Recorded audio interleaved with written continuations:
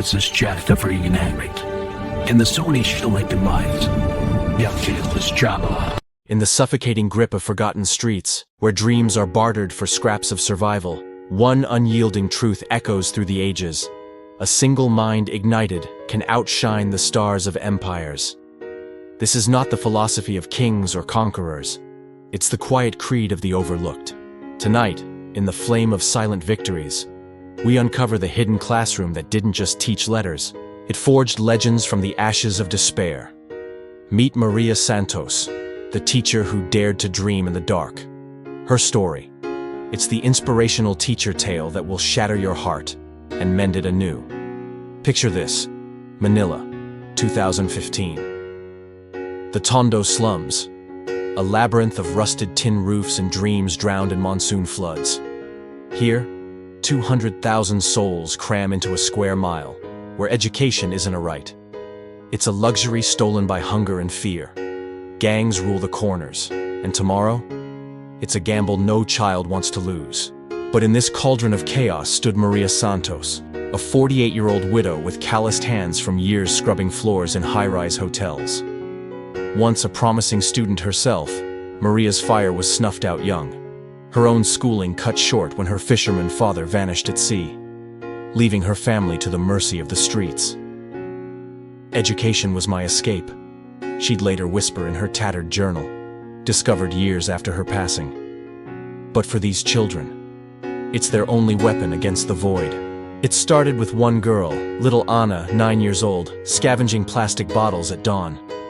Maria watched from her one-room shack as Anna's tiny fingers bled from jagged edges, her eyes hollow, not from fatigue, but from a world that had already convinced her she was invisible. That night, under a sky choked with smog, Maria made a vow. No grand speeches, no petitions to the government that long ignored the slums. Just a stolen chalkboard from a junkyard and a heart ablaze with forbidden hope. This is the hidden classroom story no slum kid's tale has told before. Not of saviors from afar, but of a local warrior who built an empire of minds from whispers and shadows. Maria's classroom wasn't born in marble halls or under spotlights. It hid beneath a crumbling overpass, in a forgotten shipping container she'd bartered for with months of saved wages. No desks, no books, just crates for seats, walls scrawled with maps of the world drawn from memory, and a single bulb powered by a bicycle dynamo. "We learn in the cracks," Maria told her first 3 pupils, Anna and 2 ragtag boys, Rico and Benji. Because that's where the light sneaks in. Words spread like monsoon whispers. By week 2, 10 kids crammed in after dusk, dodging parents who saw schooling as a fool's errand. "Why waste time on fairy tales when bellies growl?" one mother spat. But Maria? She wove magic into the mundane. Lessons weren't drudgery, they were adventures. Math became treasure hunts through alley mazes. History a battle cry against colonial ghosts that still haunted Filipino blood. Science? Dissecting fireflies to ponder bioluminescence, proving even the tiniest glow could pierce the night. And oh, the uniqueness of it all. This wasn't rote memorization. The curse of underfunded schools. Maria's method? Story weaving. Each child spun their slum saga into epics. Anna's bottle hunts became odysseys of ocean explorers. Rico's gang taunts, parables of defiant kings. "Your pain is your power," she'd say, her voice a velvet thunder. One evening, as thunder rumbled outside, Benji, a boy scarred from knife fights, recited his first poem. "In the dump's embrace, I find my throne. From trash, I rise, no longer alone." The container erupted in cheers, tears mingling with rain on the tin roof. Yet, this inspirational slum education journey wasn't without shadows. Gangs sniffed the gatherings like wolves to a flame. "Teach them obedience, not wings," a local enforcer growled one night, shattering Maria's lantern with a boot. Undeterred, she rigged glow sticks from scavenged chemicals, her stars in a bottle.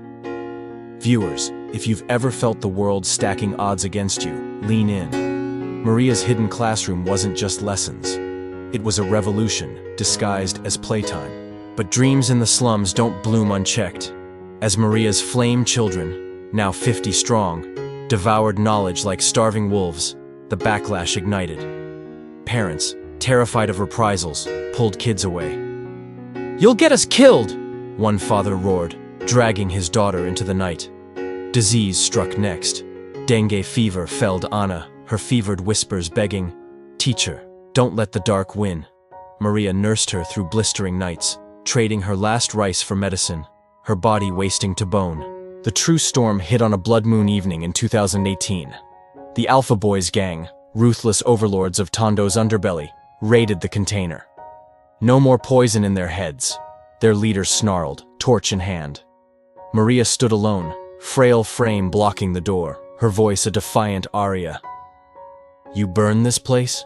You burn the future you could have claimed." In that frozen moment, Rico, once their pawn, stepped forward. "She's right," he choked, tears carving rivers down grime-streaked cheeks. "She gave me words when you gave me fists." The gang faltered, torches dimming. They left. But not before slashing the container's walls with warnings. "Dreamers die." Heartbroken, Maria nearly quit.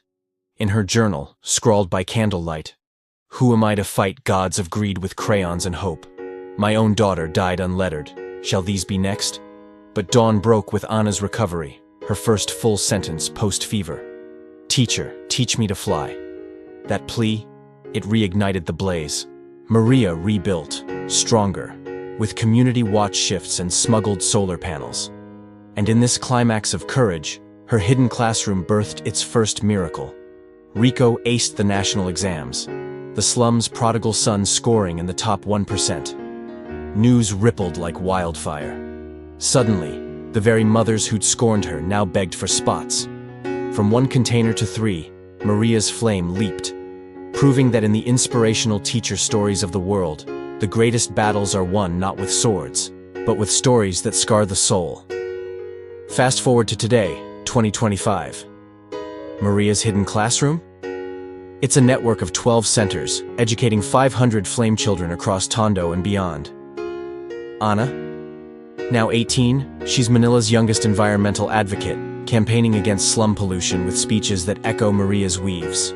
Rico leads a youth NGO, turning gang recruits into coders. Benji? His poetry collection. Slum Symphonies. Tops Philippine bestsellers, funding scholarships for the next wave.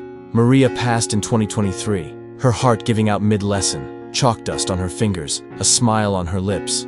But her students? They carried the torch. One even etched her creed on the original container's door: "Ignite or perish."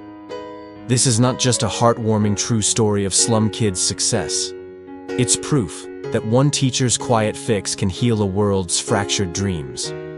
In the flame of silent victories, Maria Santos reminds us, education isn't a privilege. It's the spark that turns survivors into saviors. So, what flame will you ignite today? In your own hidden corners, be it a cubicle, a classroom, or a quiet heart, remember Maria's truth. The slums of our souls thrive on neglect, but one lesson can launch 1,000 stars. If this inspirational teacher story from the slums touched you, hit that like button, share it with a dreamer who needs it, and subscribe to Flame of Silent Victories for more unsung hero tales that redefine impossible. Comment below, what's your hidden spark? Together let's light the world. Until next time, keep the fire burning.